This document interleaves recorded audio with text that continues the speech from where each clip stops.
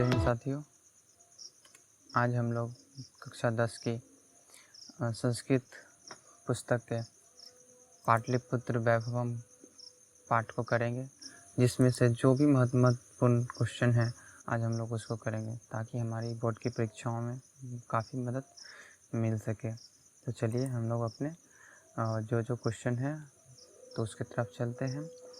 तो सबसे पहले हमारा क्वेश्चन आ रहा है, एशिया महादेश का सबसे बड़ा सेतु कौन सा है? तो हम लोग जानते हैं ही हैं कि हमारे अगर बिहार की बात की जाए तो सबसे बड़ा सेतु अगर है तो गांधी सेतु है, और देखा जाए तो ये हमारा सबसे एशिया महादेश में भी सबसे बड़ा है ना। चलिए दूसरा देखते हैं, यूनान का राजदूत कौन था? तो हम लोग जानते ही हैं कि यूनान का राजदूत मेगास्थनीज थे, जो हमारे देश में भ्रमण करने के लिए मुग़ल काल में यहाँ पर आए थे।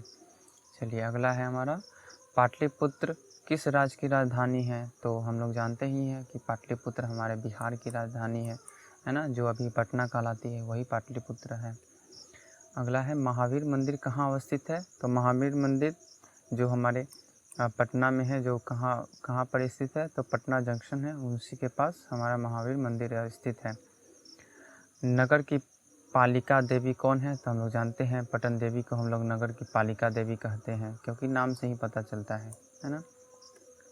चलिए अगला है हमारा, कौमुदी महोत्सव कहाँ मनाया जाता है? तो कौमुदी महोत्सव पाटलिपुत्रा में मनाया जाता है। यदि पाटलिपुत्रा की जगह यदि पटना दे दे तो हम लोग पटना को टिक लगाएंगे, ठीक है। तो आगे चलते हैं, किसके शासनकाल में पाटलिपुत्र की शोभा तथा रक्षा व्यवस्था अति उत्कृष्ट थी?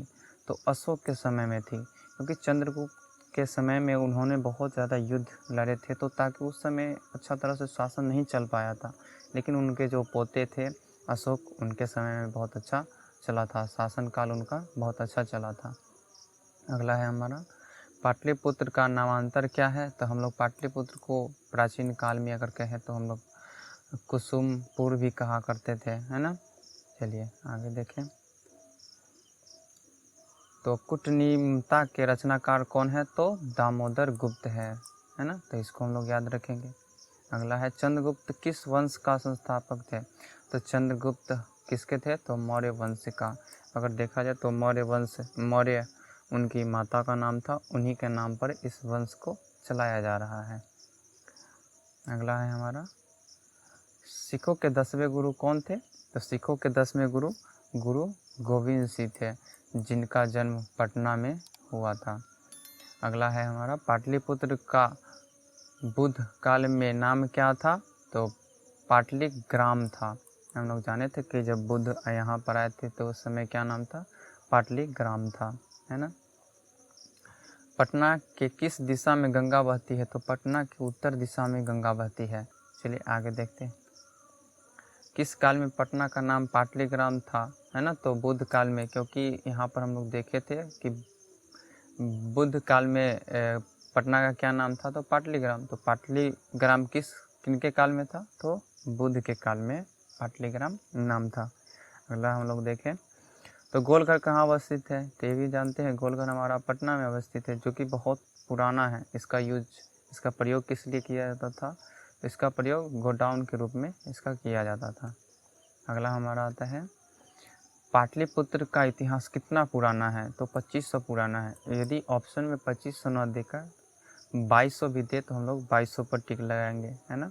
चलिए आगे देखें, किस काल में पटना नाम प्रसिद्ध हुआ? तो मध्य काल में हमारा पटना नाम बहुत ज़्यादा प्रसिद्ध हुआ। पहले हम लोग पाटलिपुत्र कहते थे, कुसुमपुर कहते थे, फिर बाद में चलकर हमारा इस जगह का क्या नाम हुआ? पटना हुआ। अगला है, गांधी सेतु पुल कहाँ अवस्थित है? तो पाटलिपुत्र में अवस्थित है। यदि पटना लिखा रहे तो हम लोग पटना को टिक लगाएंगे। चलिए अगला देखें, अगला है, पटना शब्द किस शब्द से उत्पत्ति हुई है? तो पटना शब्द का उत्पत्ति पतनात से हुई है, ठीक है। आगे देखें, पाटलिपुत्र में किस महापुरुष की जन्म स्थली है? हम लोग देखे थे गुरु गोविंद सिंह जी का जन्म कहाँ हुआ था? तो पटना में हुआ था। तो पटना में जन्म किसका, जो महान व्यक्ति थे, तो किनका जन्म हुआ था पटना में? तो हमारे गुरु गोविंद सिंह जी के जन्म हुआ था, जिसे प्राचीन काल में पाटलिपुत्र कहा जाता था। अभी हम लोग उसे पटना नाम से जानते हैं। ठीक है, आगे देखें। आगे है पाटलिपुत्र किस प्रांत की राजधानी है ना। तो प्रांत मतलब जो जगह है उसका तो हम लोग जानते हैं, पाटलिपुत्र बिहार की राजधानी है। अगर पाटलिपुत्र नहीं देकर पटना रहे तो हम लोग जानते ही हैं कि पटना किसकी राजधानी है, तो बिहार की राजधानी है। अगला देखें, तो अगला है पाटलिपुत्र वैभव पाठ में किस शहर का वर्णन किया गया है।